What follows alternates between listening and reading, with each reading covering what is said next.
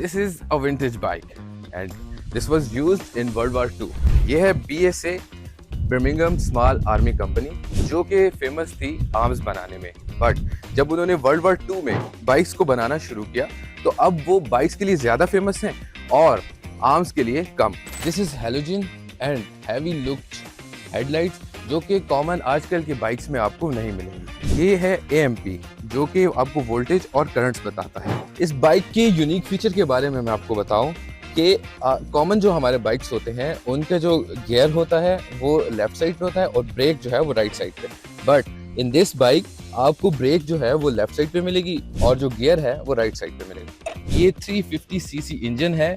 This is known as bicycle seat के हवाले से अगर मैं आपको बताऊं तो इस बाइक के हिसाब से दिस लुक वेरी विंटेज।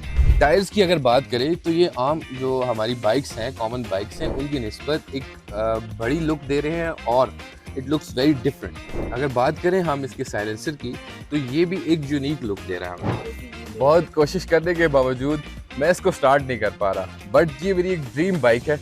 इंशाल्लाह मैं कोशिश करूँगा कि ये मेरे से स्टार्ट हो जाए, बट आई कैन नॉट।